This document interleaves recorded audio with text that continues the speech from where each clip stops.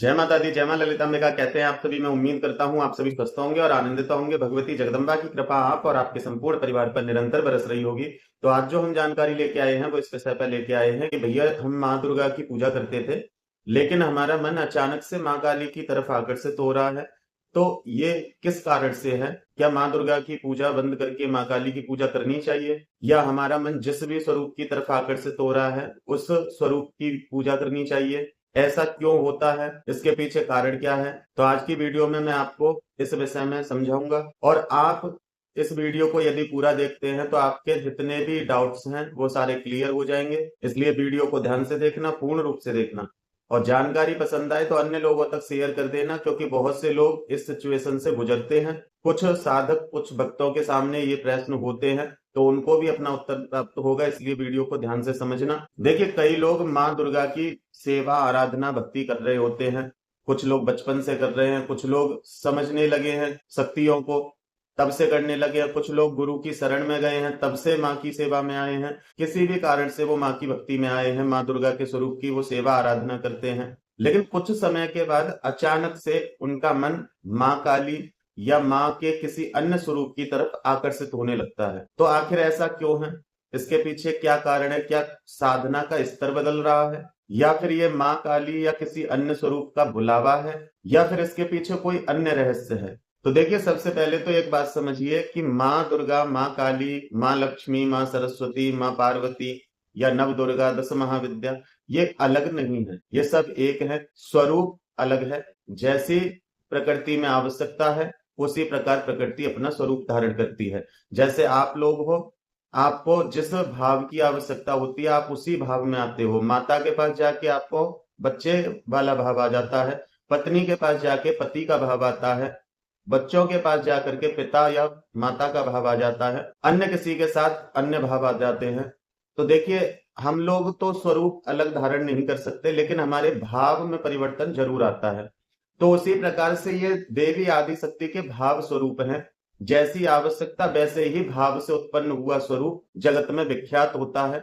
लेकिन ये कह देना कि माँ काली अलग है या माँ दुर्गा अलग है, तो ये गलत होगा। इसलिए शक्ति एक ही है, स्वरूप अलग है। माँ दुर्गा, माँ काली ये अलग अलग देवियां नहीं है, एक ही हैं। दोनों एक ही आध्या शक्ति के अलग अलग स्वरूप हैं। जैसे एक सूर्य होता है, जब वो सुबह उदित होता है तो उस समय उसका प्रकाश बहुत सौम्य होता है, लेकिन दोपहर के समय प्रखर तेज हो जाता है। तो इसलिए ये नहीं कह सकते कि सूर्य अलग अलग निकल रहे हैं, सूर्य एक ही है। उसकी ऊर्जा समय के अनुसार परिवर्तित हो रही है। तो ये परिवर्तन है, ना कि देवियां अलग हैं। देखिए, जो माँ दुर्गा का स्वरूप है, माँ दुर्गा के स्वरूप को संरक्षण, संतुलन और धर्म की स्थापना का स्वरूप माना जाता है। माँ दुर्गा को संरक्षण की शक्ति कहा जाता है। माँ इस संपूर्ण जो ये संसार है ये एक दुर्ग के समान है, और इस दुर्ग से पार उतारने वाली जो है वो है दुर्गा। इस जिस कीचड़ में हम फंसे हुए हैं अपने कर्मों के कारण, उन कर्मों से हमें मुक्त कराने वाली को कहा जाता है दुर्गा। जहां हमारी दुर्गति हो रही है हमारे कर्मों के कारण, तो हमारे कर्मों से मुक्त करा के दुर्गति का नाश करने वाली को कहा जाता है दुर्गा। प्रकृति में कोई भी गतिविधि हो रही है, गतिविधि को नियंत्रित करने वाले स्वरूप का नाम है दुर्गा। वो दुर्गा के स्वरूप में आके संतुलित होती है। ऐसे ही जब उसका भक्त होता है, उसकी प्रकृति में कुछ भी अलग है, कोई भी उथल पुथल है उसके कर्मों से, तो उसके कर्मों को नियंत्रित करके संतुलन करना, उसका नाम है दुर्गा। धर्म की स्थापना करने वाले स्वरूप का नाम है दुर्गा। जैसे रक्त बीज को मारा, महिषासुर को मारा, दुर्गमासुर को मारा, इनको मारने के पीछे का तात्पर्य क्या था? धर्म की स्थापना। प्रकृति का ये संतुलन बिगाड़ रहे थे, तो संतुलित होने के लिए उसने दुर्गा स्वरूप धारण किया, और जो भी ये विकार थे, जो राक्षसों के रूप में थे, इनका वध करके प्रकृति को संतुलित किया।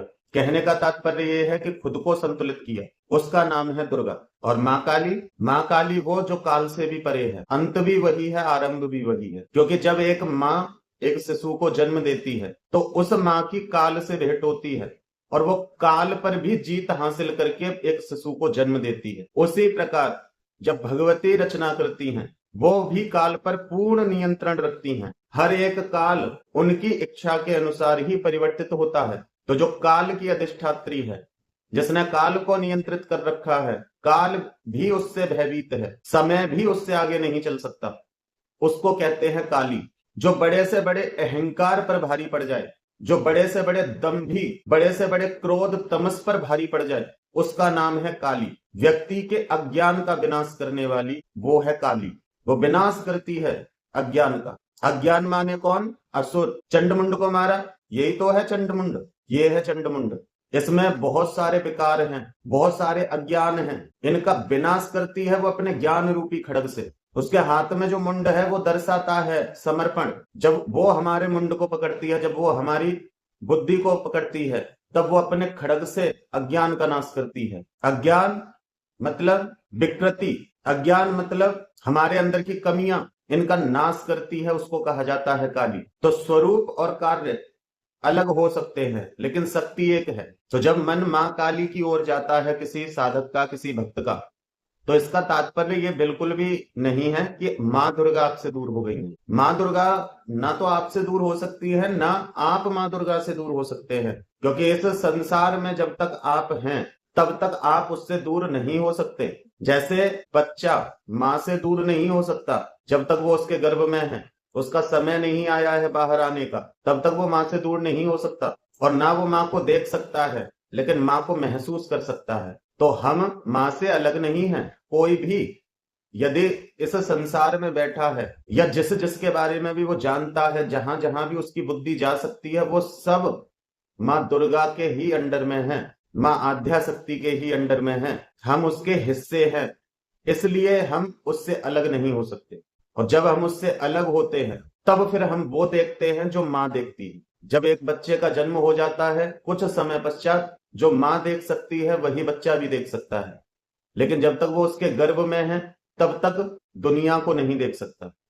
तो ऐसे ही हम भी भगवती के गर्भगृह में हैं। ये हिरण्य गर्भ है उसका, इसमें हम हैं। ये जो शरीर है हमारा, ये उसी के पंच तत्वों से निर्मित है, उसी की पंचधा प्रकृति से निर्मित है। और पंचधा प्रकृति से निर्मित होने के कारण हम उसको जान और समझ नहीं पाते। उसके इस पंचधा प्रकृति से, उसके इस हिरण्य गर्भ से बाहर निकलते हैं, तब हमें मां भी समझ में आती है। मां को भी हम देख सकते हैं और हम संसार को भी देख सकते हैं। एक तरह से कहने का तात्पर्य ये है अज्ञान का नाश होना। तो अब सोचिए मां दुर्गा और मां काली में क्या अंतर रहा? तो इसलिए कोई भी अंतर नहीं है। और ये एक प्रक्रिया है, ये एक प्रक्रिया है खुद को जानने की। इसका तात्पर्य ये बिल्कुल नहीं है कि मां दुर्गा आपसे दूर हो गई है, मां काली ने आपको पकड़ लिया है। वही है दोनों रूपों में। वैसा आप अब अज्ञान से ज्ञान की तरफ अग्रसर हो रहे हैं। आप प्रकृति के हिरण्य गर्भ से बाहर आ रहे हैं, इसलिए आप उसकी हर एक अनुभूति को महसूस कर रहे हैं, आप उसके हर एक व्यवहार को नोटिस कर रहे हैं। अलग कुछ भी नहीं है। क्योंकि शुरुआत में एक भक्त या साधक भक्ति में क्यों आता है? देखिए, जहां तक है 99% लोग भक्ति में तब आते हैं, साधनाओं में तब आते हैं जब उनके जीवन में समस्याएं हों या फिर उनकी कुछ इच्छा हो, लालसा हो। तब 1% ऐसे बिरले होते हैं जिन्हें किसी भी चीज की कोई कामना नहीं, पर प्रेम अटूट है। वो ये भी नहीं चाहते कि मुझे शाम को या सुबह भरपेट भोजन भी मिल जाए।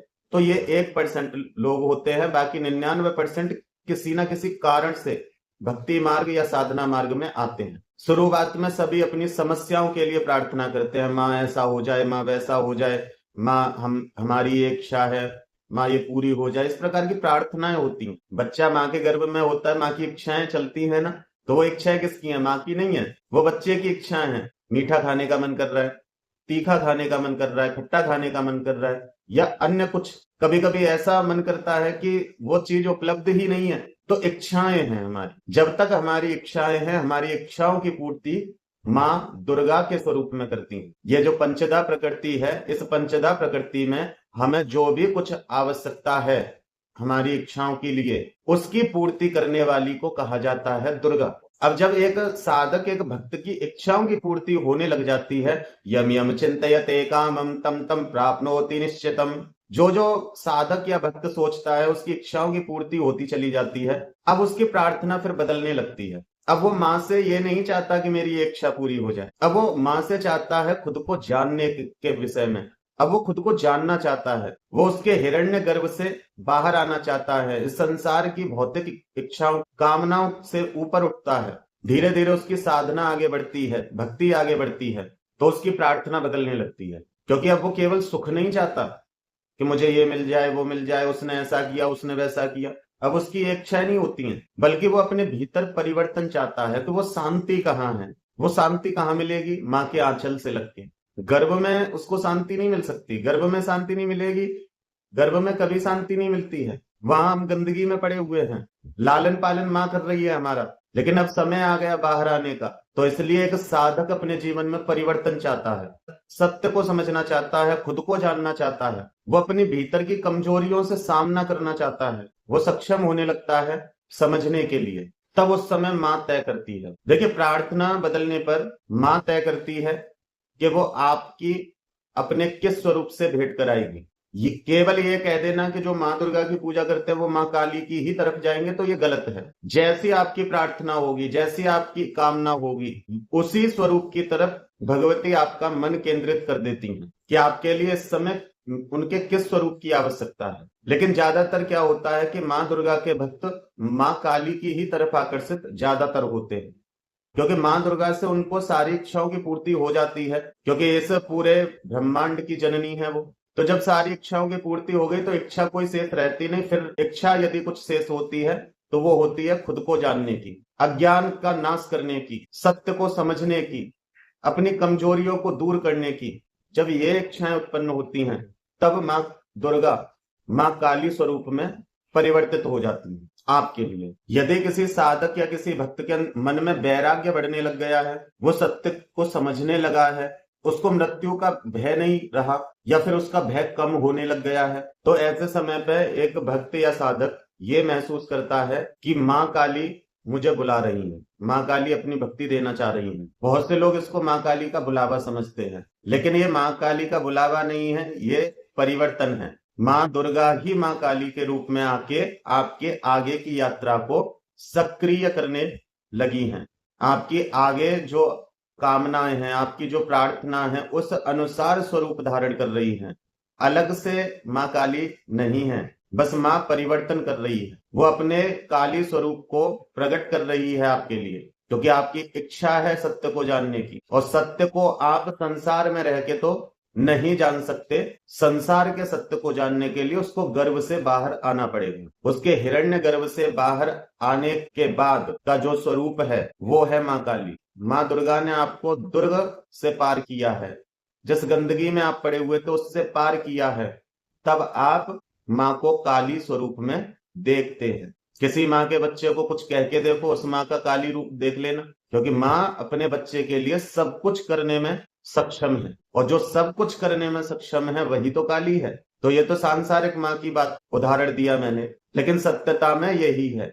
आप जिस गंदगी में फंसे हुए थे, आप संसार की कामनाओं में फंसे हुए थे, जब आप उससे निकलने लगते हैं तब आपका सामना होता है माँ काली से।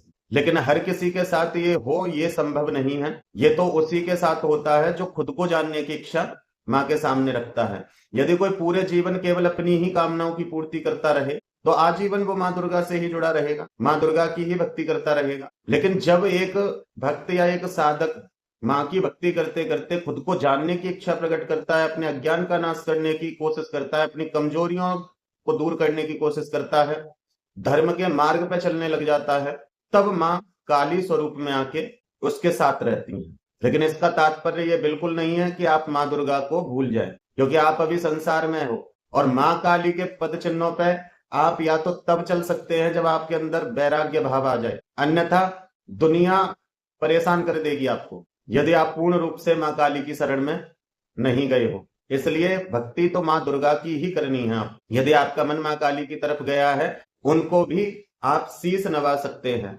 उनकी भी आप साधनाएं कर सकते हैं, उनका भी, उनके बारे में भी आप जान और पढ़ सकते हैं। लेकिन इसका तात्पर्य ये बिल्कुल नहीं है कि आप माँ दुर्गा को भूल जाओ, क्योंकि ये संसार है, आपको फिर पीछे खींच लेगा। इसलिए आप इस संसार रूपी दुर्ग में फिर दोबारा ना फंसो। इसलिए अपनी जड़ को ना भूलें, माँ दुर्गा को प्रथम रखें, क्योंकि उन्हीं की वजह से आप उनके दूसरे स्वरूप को जान पा रहे हैं। उन्हीं की वजह से माँ अपने अन्य रूपों से आपकी भेंट करा रही है। तो इसलिए वो जड़ हैं, वही आपकी इष्ट हमेशा रहेंगी। और उन्हीं की भक्ति से आप माँ को विभिन्न स्वरूपों में जान पाएंगे। और जिस भी स्वरूप की तरफ आपका मन आकर्षित हो, उस स्वरूप को आपको धारण करना पड़ेगा। और जब आप एक बार उस स्वरूप को धारण करते जाएंगे तो जो उस स्वरूप से आपको प्राप्त होना है वो आपको प्राप्त होता जाएगा। आपकी प्रार्थना अनुसार माँ अपने स्वरूपों से आपकी भेंट कराती रहेगी, लेकिन माँ दुर्गा को मत छोड़ देना, क्योंकि जड़ वहां से है। अगर माँ दुर्गा प्रथम रहेंगी आपके इष्ट के रूप में, तो कोई भी स्वरूप आपको विचलित नहीं करेगा। लेकिन जहां से आपने जानना शुरू किया उस रास्ता को छोड़ दोगे तो आप भ्रमित हो सकते हैं, क्योंकि उस स्वरूप की उग्रता को कौन साधेगा। लेकिन जब आप अपने इष्ट स्वरूप माँ दुर्गा से ही जुड़े रहेंगे तो वो बाकी सारे स्वरूप माँ दुर्गा के ही हैं, आप उनके बच्चे हैं। इसलिए माँ को पता है कि मुझे किस समय, कितने वेग में, किस प्रकार से बच्चे के सामने उपस्थित होना है अन्य स्वरूप में। इसलिए माँ दुर्गा को ना छोड़े, सब माँ दुर्गा के ही स्वरूप है। कहने का तात्पर्य यह है कि जब तक आप परम बैरागी नहीं हो जाते, जब तक आप शिव में नहीं हो जाते, जब तक आप शिव जैसे साधक नहीं बन जाते कि आप हर परिस्थिति में खुद को साध पाएं, तब तक माँ दुर्गा को छोड़ने का कोई तात्पर्य नहीं है। माँ दुर्गा के स्वरूप को त्यागने की इच्छा जाहिर की और कहा कि अब तो हम इनकी सेवा करेंगे, अब माँ दुर्गा की सेवा में हमारा मन नहीं लगता, अब हम इस स्वरूप की तरफ हमारा मन आकर्षित हो गया है। तो ऐसा मत करना, अपनी जड़ को पकड़ के चलना, फिर आप कितनी भी ऊंचाई तक चढ़ो कोई परेशानी नहीं है। तो इसलिए अपने इष्ट और अपने गुरु को कभी मत छोड़ना। बाकी जीवन में बहुत सारे बदलाव आएंगे, माँ अपने बहुत सारे स्वरूपों से आपकी भेंट कराएंगी, सबके बारे में आपको ज्ञान, जिस भी स्वरूप में माँ जो जो प्रदान करती हैं वो आपको सब प्राप्त होगा। लेकिन जड़ को मत छोड़ना, क्योंकि जड़ कटी जो आपकी साधना की नींव है वो कमजोर हो जाएगी।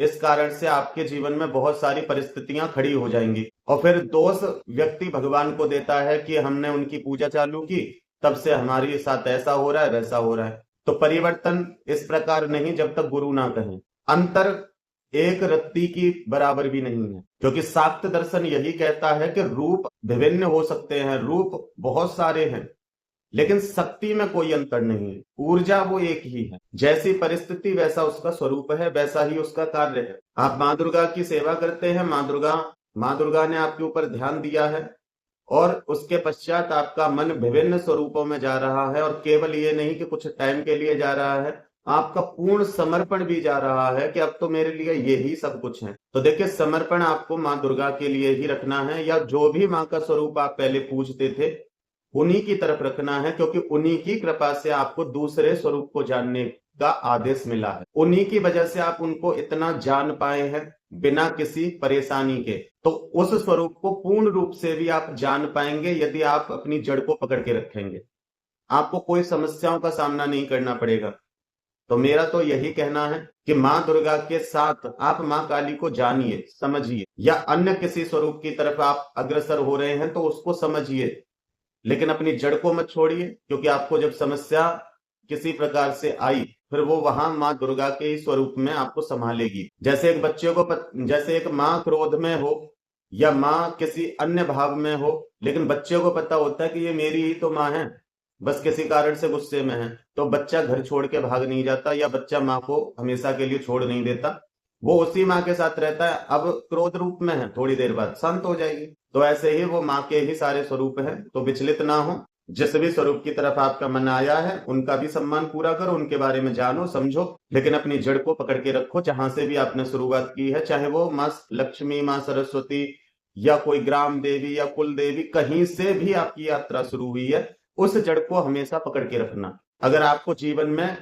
परेशानियों का सामना नहीं करना है, अगर आप जीवन में अन्य परेशानियों का सामना नहीं करना चाहते, तो अपनी जड़ को पकड़ के रखना, क्योंकि आपको आपके जिस स्वरूप से भेंट हो रही है आप उनके बारे में कुछ नहीं जानते, तो वहां आपकी नींव ही काम आएगी। क्योंकि आपकी नींव मजबूत है तो आप कितनी भी बड़ी इमारत खड़ी कर सकते हैं। कि इस वीडियो को देखने के बाद किसी के मन में अलग अलग देवी देवता वाला भाव नहीं बचा होगा, सबके मन में केवल एक ही भाव होगा कि सब एक है। बस हमें हमारी इच्छाएं क्या हैं उस हिसाब से हमको जानकारी प्राप्त कराई जाती है उन्हीं के माध्यम से। तो ये प्रश्न मुझे बहुत अच्छा लगा था। मैंने इस प्रश्न से बहुत सारे मेरे भाई बहनों के डाउट क्लियर हो जाएंगे और वो जिस असमंजस में फंसे हुए, क्योंकि सबसे ज्यादा असमंजस ये पैदा होती है लोगों के मन में कि कहीं वो बुरा ना मान जाए, कहीं वो रूप बुरा ना मान जाए, है ना। तो ऐसा कुछ नहीं होता, वही है, बस ये आपकी यात्रा है। परिवर्तन आवश्यक है प्रकृति में, इसलिए ये परिवर्तन है। जिस प्रकार परिवर्तन चल रहा है आप उस परिवर्तन में ढलते जाइए तो आपको सब कुछ प्राप्त हो जाता है। क्योंकि इंसान आज के समय पर दुखी क्यों है? दुखी वही होगा जिसने सही समय पर सही काम नहीं किया होगा, उसने सही समय पर जीवन में परिवर्तन धारण नहीं किया होगा, वही दुखी होगा। जिसने सही समय पे अपने जीवन में परिवर्तन को धारण किया है, समय के साथ उसने अपने जीवन में बदलाव किया है, वो कभी भी दुखी नहीं मिलेगा आपको। तो ये प्रकृति की शरण में जाने के बाद का परिवर्तन है। तो परिवर्तन को समझिए और परिवर्तन अनुसार खुद को ढालिए, अपनी जड़ को पकड़ के रखिए, आपको कभी समस्याओं का सामना नहीं करना पड़ेगा।